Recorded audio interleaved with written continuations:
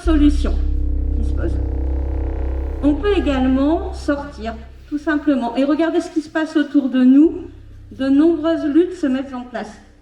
Là, on a un exemple d'une carte. Alors, elle a été actualisée en 2020, mais il y a d'autres projets qui se mettent en place, de luttes qui s'installent en France. Donc, le nôtre y figure dedans, le collectif Schwennig est dedans. Aujourd'hui, personne ne sait qui viendra. Je pense que deux ou trois personnes le savent, sont dans le secret des affaires. Monsieur Corbion, bien entendu, le pilote du projet, le patron de PRD, et c'est tout. Les élus locaux ne le savent pas. Le maire de Salomé n'en sait pas plus, je pense. Le maire d'Illy non plus. Donc on est dans un flou complet. Tout indique finalement que ça n'est même pas un projet utile, puisqu'on ne sait même pas à quoi ça va servir. Tellement les problèmes, on le sait tous, sont importants dans le secteur. Donc effectivement, on est un secteur avec déjà une situation extrêmement dégradée voilà, au niveau des villages des WEP et sur la RN 41, hein, voilà, qu'on connaît tous et qui est complètement saturé actuellement.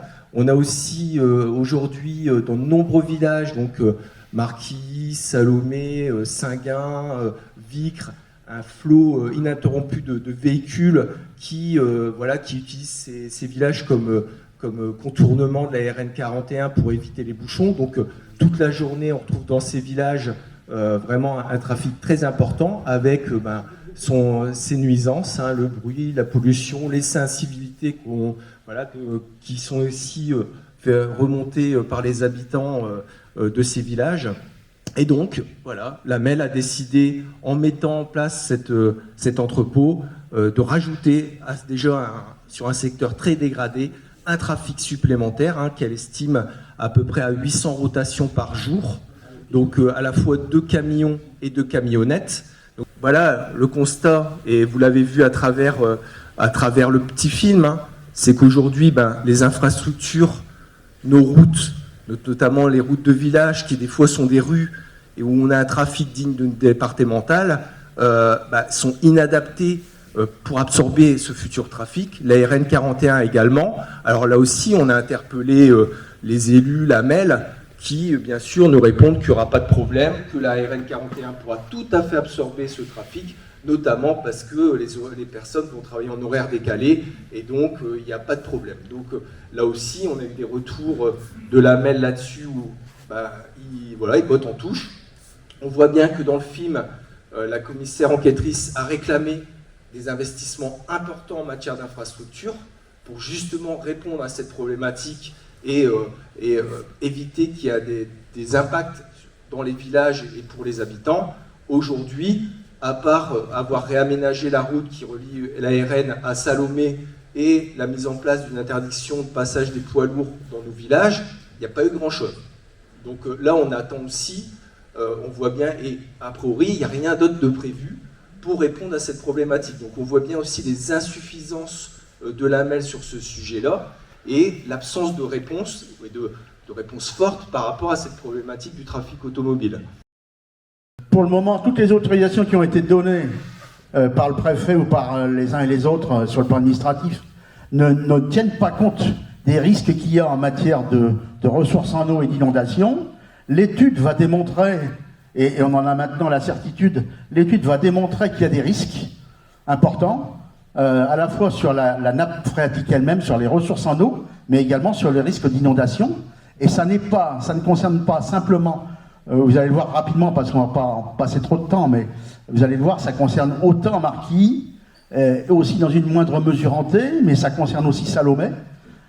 Tout ça mérite qu'on aille jusqu'au bout de l'étude, c'est notre position, et tout ça mérite que des aménagements conséquents soient faits avant même qu'on démarre quelques chantiers que ce soit. C'est 30 km de courant d'eau qui partent de Fournes, qui arrivent à Marquis, qui traversent Marquis, qui s'en vont sur Antey, qui filent sur Salomé, qui s'en vont dans la Libaude. Tout ça, c'est une étude extrêmement lourde, et donc ça mériterait qu'on y passe du temps. On a souhaité d'ailleurs que la MEL vienne faire une petite restitution de l'étude, puisque le diagnostic vient de tomber, Évidemment, ça ne fait que confirmer ce que tous les anciens de Marquis ou d'ailleurs savent depuis longtemps. Ça veut dire que on est sur un cours d'eau qui a une pente extrêmement faible, qui est très réactive aux montées d'eau. Il y a des points névralgiques à Marquis qui sont bien connus parce qu'il y a des déversoirs d'orage qui viennent alimenter les réseaux d'assainissement. Ça crée des inondations au Moinil, ça crée des inondations à la gare, ça crée des inondations un petit peu ailleurs. Il est clair que nous sommes tous ici convaincus que l'eau est un bien commun qu'il faut régir par une régie. Il faut gérer par une régie publique. Voilà ce que je voulais vous dire. Je suis admiratif de votre travail parce que c'est comme ça, cette absence de démocratie qui caractérise le mode de fonctionnement de la métropole, c'est avec des arguments comme ceux que vous avez qu'on peut les contester et qu'on peut ramener du monde derrière vous. Inutile de vous dire, puisque c'est aussi l'objet de la revue, que nous vous soutenons financièrement ce projet d'aller en justice. Merci. C'est quand même dingue que ça soit des associations d'habitants. On n'est pas des professionnels de la politique, on n'est pas des professionnels du militantisme. Et c'est quand même incroyable que ça soit nous qui devons faire cette information aux habitants, puisque la MED ne le fait pas, alors qu'on est sur un projet structurant et très impactant pour notre territoire.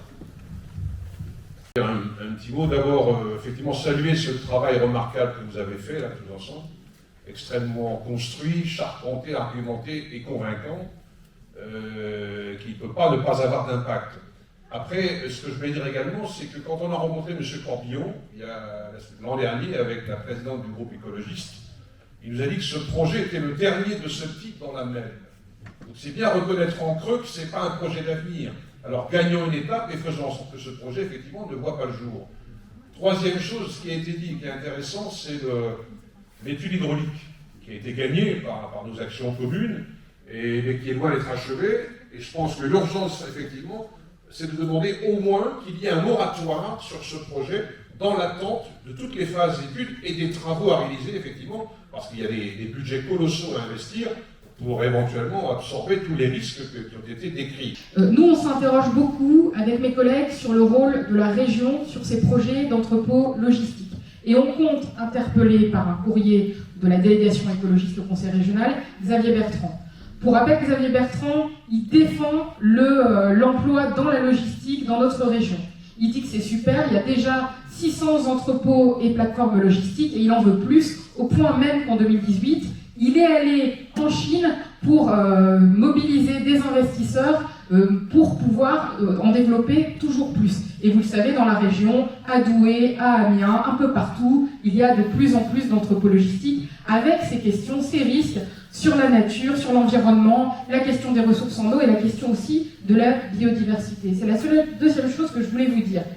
Aujourd'hui, la vice-présidente à la biodiversité au Conseil régional, elle s'appelle Véronique Cantonier et il se trouve qu'elle est d'Ily Salomé. Et nous, on pense qu'elle devrait être interpellée sur ce sujet. Et donc, on va le faire. Et on vous encourage éventuellement à en faire de même. Parce qu'il y a une vraie question. Quand le rôle, c'est de protéger la biodiversité et que dans son propre territoire, on défend des projets tels que celui-ci, nous, on dit qu'il y a incohérence. Je suis très heureuse, par ailleurs, que cette réunion publique, elle prenne place le jour de la journée mondiale pour la justice climatique. Parce que je pense qu'ici, on est sur une lutte pour la justice climatique. Voilà, parce qu'on voit que le dérèglement climatique, et on voit que les projets qui engendrent le dérèglement climatique, c'est toujours les mêmes qui le subissent. Et en l'occurrence, je pense que la région, je pense que la MEL ont autre chose à apporter à ce territoire qu'un nouvel entrepôt logistique qui créera très peu d'emplois et beaucoup de nuisances.